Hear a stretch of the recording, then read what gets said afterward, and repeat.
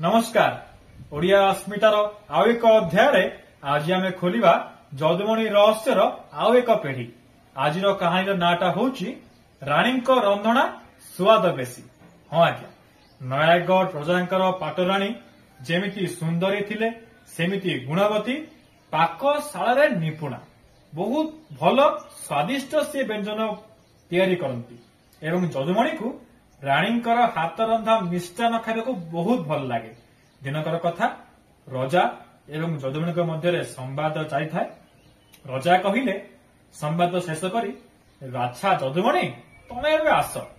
जदुमणि निजर रसिकता कंठरे कहिले छामुक घरु खाली हाथ रे फेरी जीवी, रजा घरु खाली हाथ रे फेरी जीवी। रजा हसिले एवं पचारिले जदुमणि कौन चाहुच माग।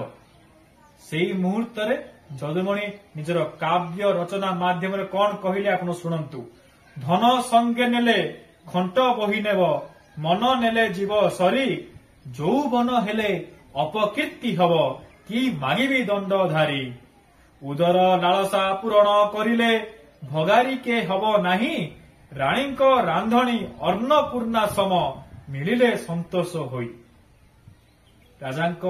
राजा जदुमणि काव्य शुणी हो हो हसिले, राणी को डकाई पठाइले एवं ए काव्यर अर्थ बुझाई देले। राणी खुशी होई जदुमणि को पचारि तांकर मन पसंदर व्यंजन प्रस्तुत करी जदुमणि आगरे परसी देले। जदुमणि भूरी भोजन सारी हाकुटी मारी राणी व्यंजनर प्रशंसा कौन कहले पुणी थे शुणी दिंतु। माँ अन्नपूर्णा राजा घरणी, परसिले अन्न मन को जानी, मरते समान नथिबे केही, राजपुर शोभा तांकरी पाई, हेली दोष जे जगन्नाथ करंतु आशीष जे। आजिर कहानी एतिके शेष होला। पुणी थे देखाइबा जदुमणि रहस्यर आउ एक पीढ़ी नहीं। से जाए रहिली। नमस्कार।